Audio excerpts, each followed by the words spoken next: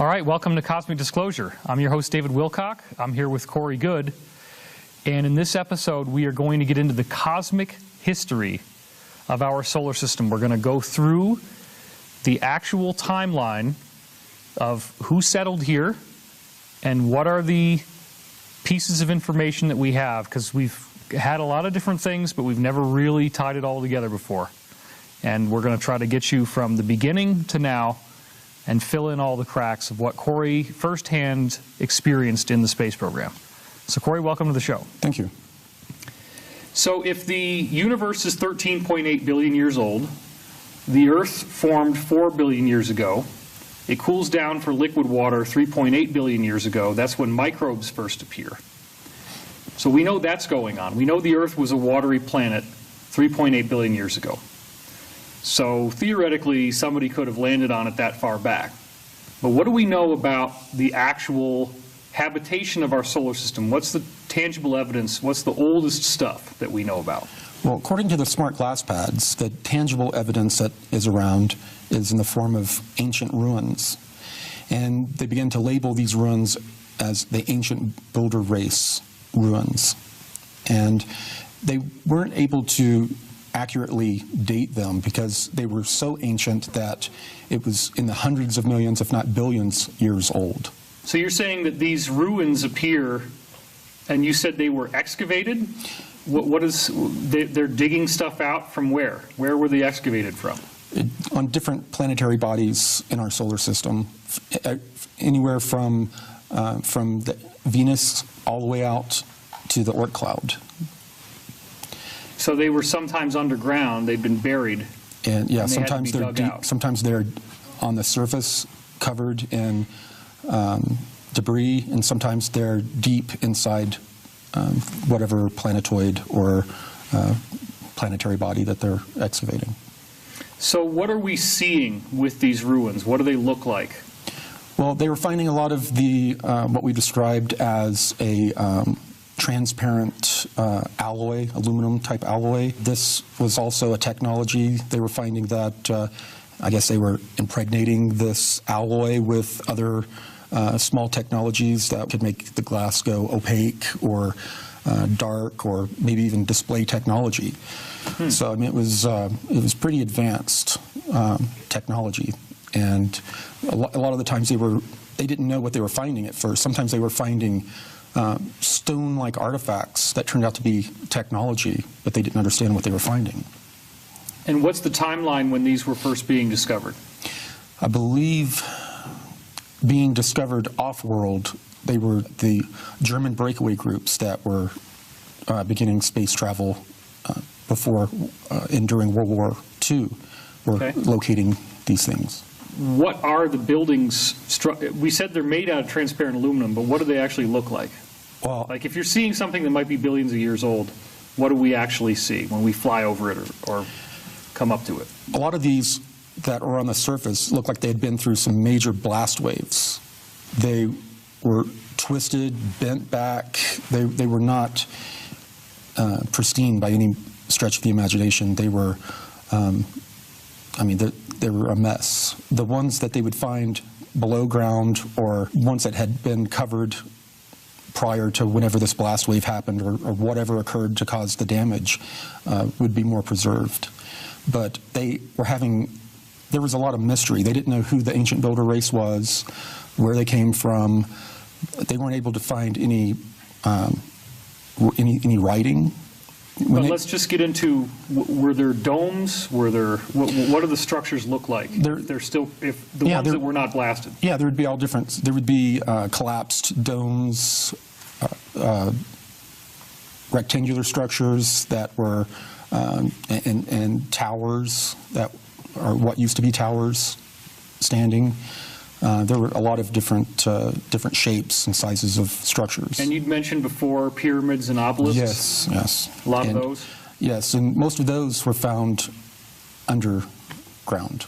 Inside the inner Earth stuff? Well, inside not only the Earth, but on some of these planetary bodies, they were finding them inside, finding rectangular and pyramid kind of shaped facilities or outposts. So the pyramid shape seems to have been important to these people? Yeah, apparently. And when I was reading the Smart Glass Pad, I really didn't understand sacred geometry and all of the stuff that I've learned since from watching wisdom teachings and other things. So I didn't understand the significance of it back then, and Sure. I don't think they did either. If they did, I didn't see it displayed. Richard C. Hoagland's top insider, who I've been calling Bruce, told me that we live in a cosmic junkyard. That's the way he talked about it. And I didn't really understand until what you're saying now why he phrased it that way. It's all really smashed up stuff on the surface, huh? Yes. It doesn't look very attractive. They have to really search to find anything of use. Wow. When we're seeing smashed transparent aluminum, it's glass-like, but when you say it has a burnt appearance, does it look like there's char marks on it, or Well, what's the nature of the damage? Like, does it still look like glass, but just all broken? some of it will still look like glass, but it's so ancient. It looks, it's just very brittle. It's not transparent anymore. If it's on a moon, does it get like regolith on it, like moon dust? Right. So it's all covered in dust? Right. So you might not even know that you're seeing something that's twisted and turned over. Your eye will pick out that it's not something natural, but you'll really have to look close to see the detail a lot of the time. Okay. Now, you had said something to me right when I was finishing the book, because this whole topic that we're discussing now, the whole second half of my new book, The Ascension Mysteries, goes into this in great detail. And you blew my mind, because we've been talking about this, but I'd never heard you say this until we were doing that briefing talk for the book. What happens when we go out of the solar system? They find the exact same thing in what they call our local star cluster, which is a group of stars that is around 50 stars in our area that are connected by this cosmic web. Right. And I'll just point out that when I did the research, when you told me about this, I found some interesting things. So I want to ask you a couple questions on that. Local cluster, because this is an important part of our history when we get into the ancient builder race. These stars in our local cluster, they have some bizarre interaction, you were saying. So could we get into what that interaction is? What makes the local cluster different? How do those stars behave with each other as opposed to the stars that are further away from the local cluster? They behave sort of like it's kind of weird to say this, but not really a group consciousness or hive kind of thing, but they're all connected on a deep energetic level with each other, and so are all of the beings that are residing in those star systems.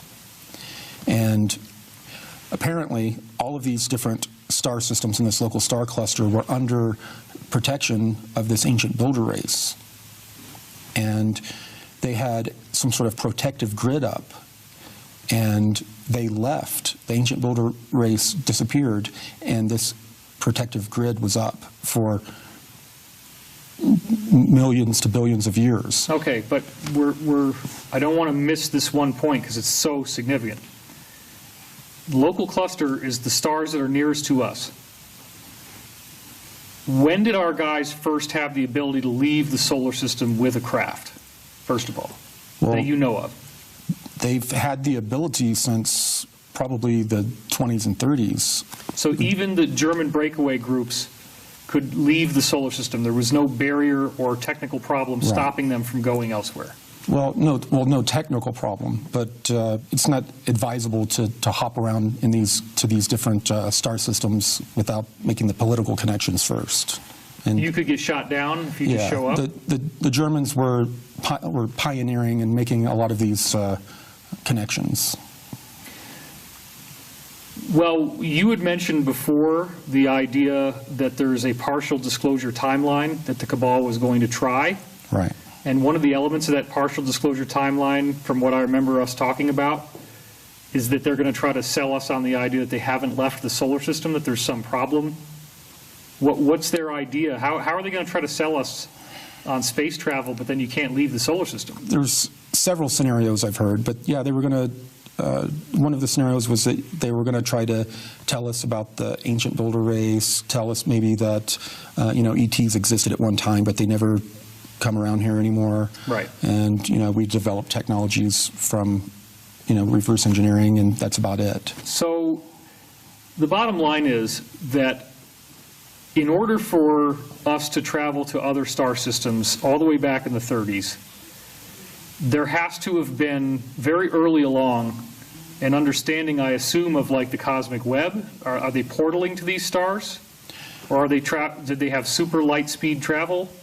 How were they doing it? Well, it's a combination. They were traveling through portals in the beginning. That's, was the main travel.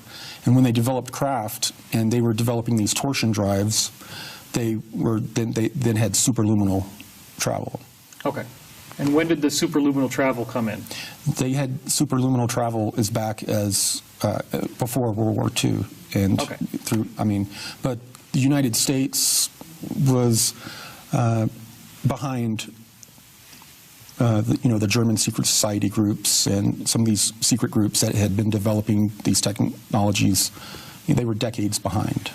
Okay, well, I think this is an important context because when we're talking about the solar system history, some of these partial disclosure timelines do apparently involve them trying to tell us there's an energetic barrier or there's some kind of problem or radiation or something that prevents them from leaving the solar system. So when we did leave the solar system, when we did get into star systems and we were not shot down, how much of this ancient builder race stuff did we find? Did we find it on planets, moons? Did we find it in satellites floating around? They found almost identical to what they found here. They found in other star systems in our local star cluster. And you said what they found here is all over the place. All the moons, all the planets that are solid, they're just loaded with stuff. Right. So this is huge to me because what you're now saying is we have this star cluster, 50 stars or more. They all have planets, or most of them have planets. And everywhere you go, it's the same stuff. And is it all equally ancient? Yes. And it's all smashed like it was here, or is it? I don't know. Do we have more damage here? Okay. I don't know. I don't know a whole lot of the details about what was found in other star systems. I would not assume that it would be exactly in the same condition here because of what happened later. All right. So you're saying that the planets in these star systems were governed by this ancient builder race. They were essentially protecting them. What form does this protection take place? Is there some sort of physically measurable technology or artifacts associated with that protective grid that you mentioned? Yes, the delivery system for whatever protection or weaponry that they had was in the form of giant spheres the size of moons, almost the size of planets. And they, in most cases, were moons that were hollowed out or carved out, excavated, and then they were used, built out as stations, and in some of them, they've shown signs of having outside hulls, being really? giant moon-sized outside hulls. I mean, they're huge. So you can actually see that it's metallic or some sort of structure? Yes, well, just by looking at it? I've heard reports of it. I haven't seen the images myself, and I don't know exactly where those were. How many of these would there be in a given star system within the cluster? I don't know. But it's more than one, right? Oh, yeah. There's multiple Right. Death Star moons in Right. any given cluster. Right. So this is truly a staggering discovery. It goes so far beyond what I had thought I knew up until recently, and it just shows to me the power of asking you a question you already knew the answer to, but I just never thought to ask the question before. Because now, this ancient builder race thing, it's much bigger than just something that happened here in our solar system. We're talking about a huge amount of development and the size of that population. Do you have any idea how many people there were? No idea. It was a very large civilization. There is so little known about it. It was a big question mark. Right. And they knew that it was an advanced technology. They really wanted to acquire the technology that, in the beginning we didn't recognize as technology, but once we did, we started going out looking for it big time. But yeah, whoever they were, they disappeared, and then other groups came in, and any writing or any type of information that would give us history was removed, just like, kings come in and wipe away the writing of the old king, the history. Okay. Now, the next thing that I'm aware of from Hoagland's insider, Bruce, is he said the newest information is that Earth's moon was put into position around the Earth 60 million years ago after the fall of the dinosaurs, and that it is a gigantic civilization inside the moon. Did you personally encounter information about the moon being 60 million years old? The information...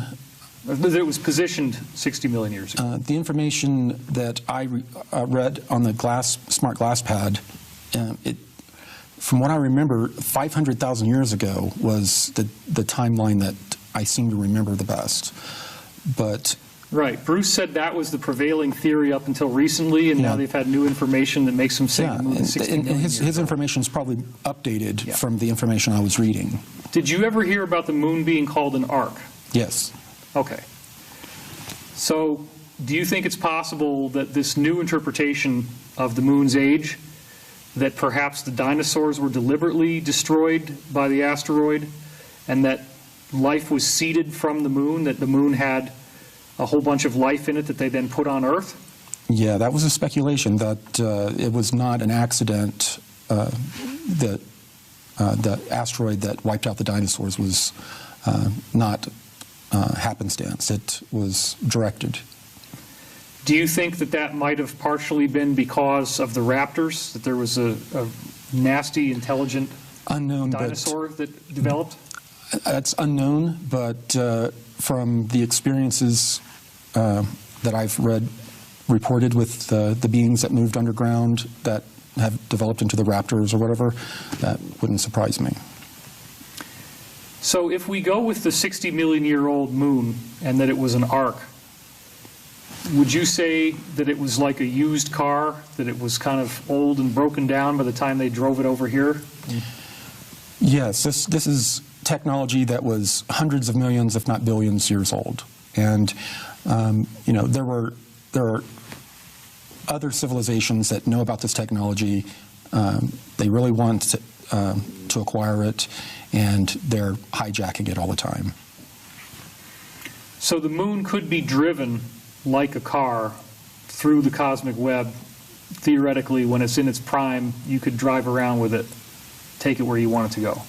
That's consistent with what I read. Do you think that there's enough space inside the moon that it could bring a whole planet worth of life from one place to another? It depends in what form they brought it. If they brought it in the form of DNA and then came here and cloned it, maybe. Right. Kind of like we have that DNA bank arc that we're starting. So if someone came in with the moon 60 million years ago, then that could account for some of these discoveries we read about in Thompson Cremo's book, Forbidden Archaeology, like this chain that's found in 220 million year old rock, that kind of stuff. Yeah, it could be. And, and then there's a lot of ancient civilizations that have risen and fallen on the earth over millions of years, that some of their artifacts could have found their way into some weird places over the years as the ebb and flow occurs on the surface through all these changes that happen.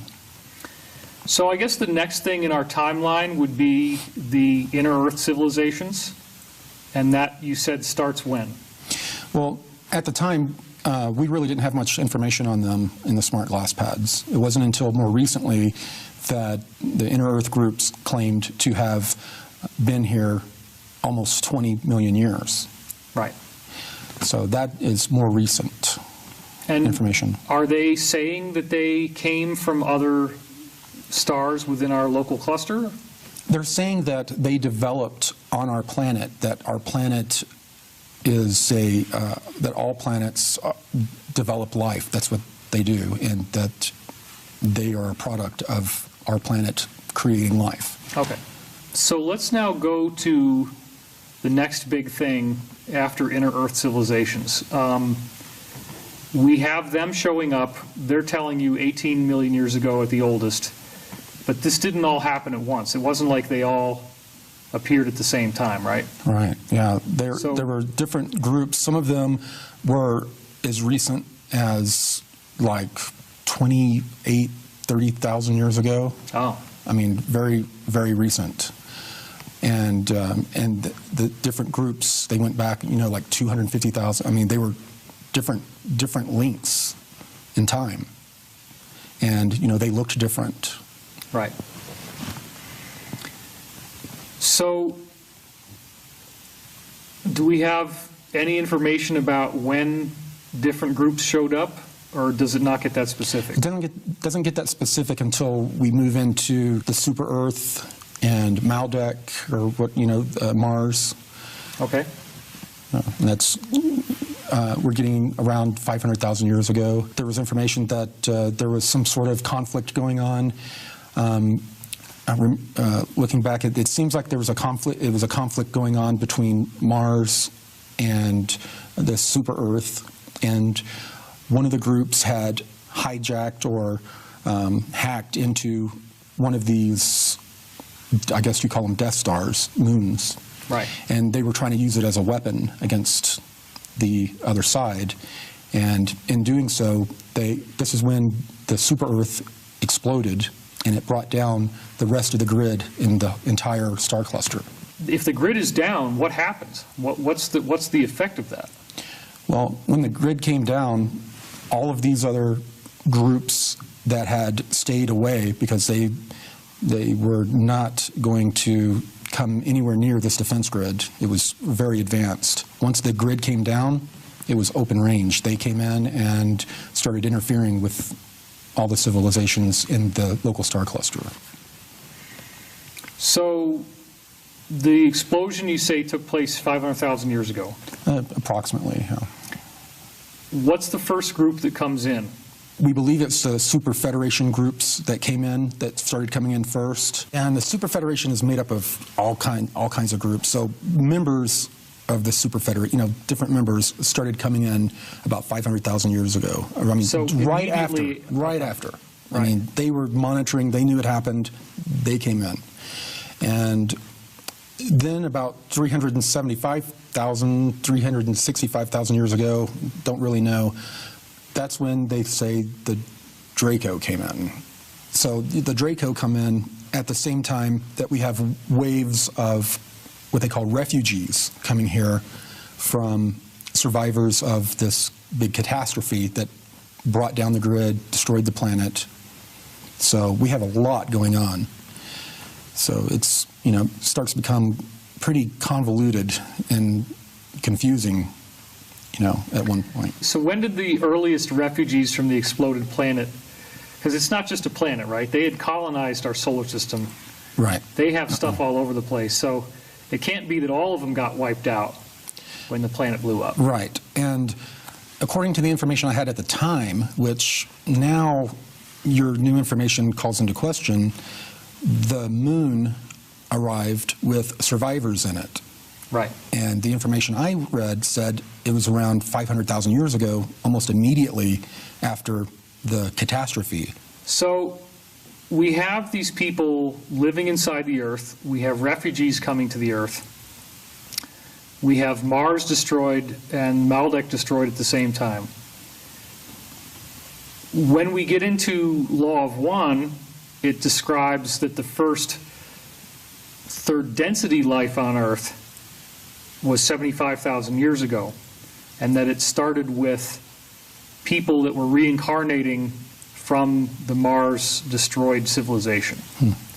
So Law of One describes 3 cycles of 25,000 years, and that there's catastrophes at the end of each cycle.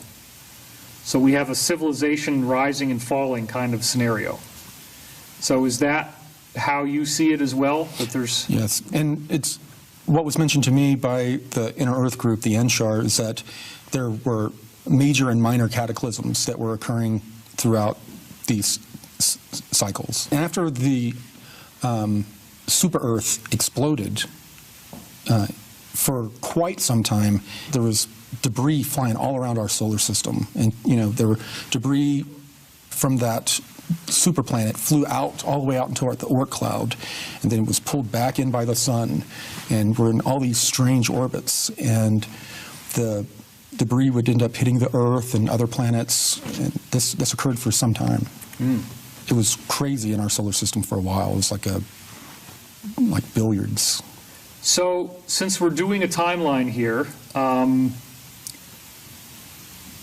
I guess Lemuria might be another thing that everybody's going to want to know about. When did you hear anything about a civilization in the Pacific Ocean, thereabouts? I'm sure the information was in there exactly where they were, but this was a while ago that I was reading this. But it was telling the, you know, pretty much the timelines and what they were finding. Anything about a civilization in the Pacific? Yeah, there were on just about every continent. There were civilizations that they found traces of. Okay.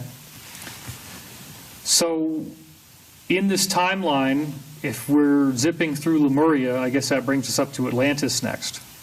So let's talk about, do we get more information? Does it get easier to trace what's going on once we get into the Atlantis period? Well, a lot of information, there were books that had a lot of information in them that were scribed back during this time period that these secret society types had access to. So, and this is information that was heavily guarded. And I think you've talked about some of the information, like they even had bloodline information that going back, you know, right, many years. So a lot of this information, it was kept in these secret books that now are in the Vatican and some other secret places.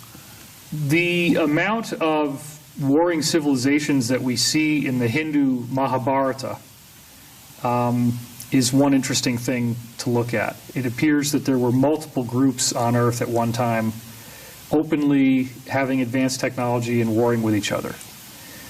Are you aware of a similar situation from what the smart glass pad said? Was there a time where you had various colonist groups all warring and interacting simultaneously on Earth? Not only on Earth, but in the solar system. Okay. Yes. Even on the moon, there are areas that where, up until fairly recent times, in our current accepted history timeline, that there were wars, and those areas are like left as a memorial or a reminder of the wars. And then some sort of deal was struck to keep those types of wars from occurring again. Okay. But there were open wars and conflicts even in the skies early in our current era. So we're dealing with a very complex story. It's not something that can be easily condensed down into one thing. When we're talking about the civilization of Atlantis, is that a conglomerate group of different civilizations actually, and not just one? Yeah, that's what was explained to me, is that we've kind of taken the name and overlaid it on a couple of civilizations. The civilization that was due to an asteroid that came in and caused the Great Flood and all of that, was, I think, the one that most people associate with actual Atlantis. Right.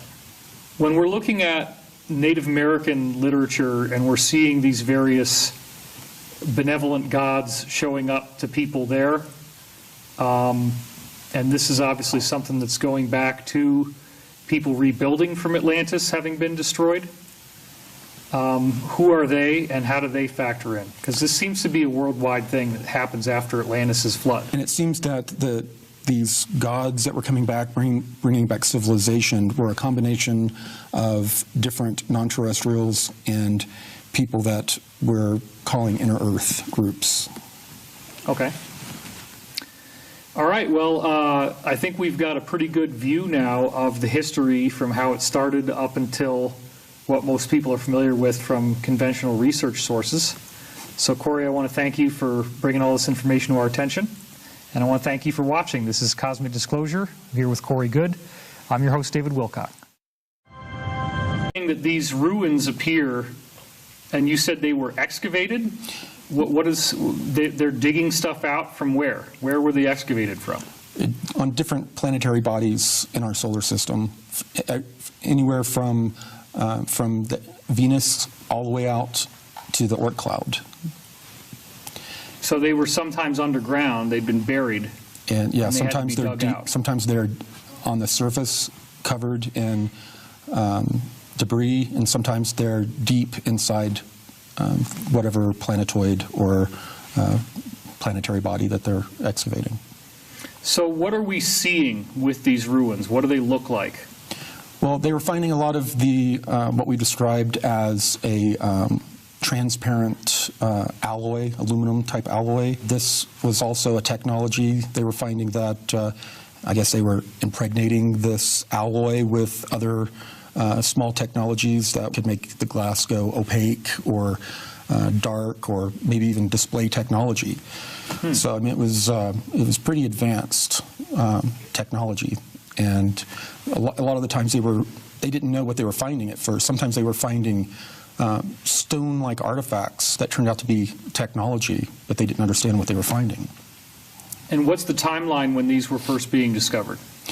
I believe being discovered off-world, they were the German breakaway groups that were beginning space travel before and during World War II were locating these things. What are the buildings? We said they're made out of transparent aluminum, but what do they actually look like? Well, like if you're seeing something that might be billions of years old, what do we actually see when we fly over it or come up to it? A lot of these that are on the surface look like they had been through some major blast waves. They were twisted, bent back. They were not pristine by any stretch of the imagination. They were, I mean, they were a mess. The ones that they would find below ground, or ones that had been covered prior to whenever this blast wave happened, or whatever occurred to cause the damage, would be more preserved. But they were there was a lot of mystery. They didn't know who the ancient builder race was, where they came from. They weren't able to find any... The Earth formed 4 billion years ago. It cools down for liquid water 3.8 billion years ago. That's when microbes first appear. So we know that's going on. We know the Earth was a watery planet 3.8 billion years ago. So theoretically, somebody could have landed on it that far back. But what do we know about the actual habitation of our solar system? What's the tangible evidence? What's the oldest stuff that we know about?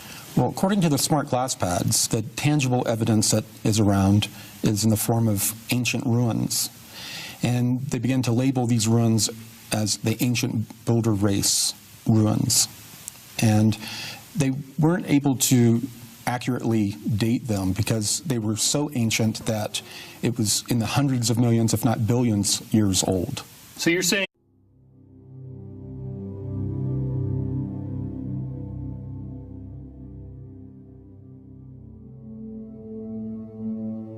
All right, welcome to Cosmic Disclosure. I'm your host, David Wilcock. I'm here with Corey Goode. And in this episode, we are going to get into the cosmic history of our solar system. We're going to go through the actual timeline of who settled here and what are the pieces of information that we have, because we've had a lot of different things, but we've never really tied it all together before. And we're going to try to get you from the beginning to now and fill in all the cracks of what Corey firsthand experienced in the space program. So Corey, welcome to the show. Thank you. So if the universe is 13.8 billion years old,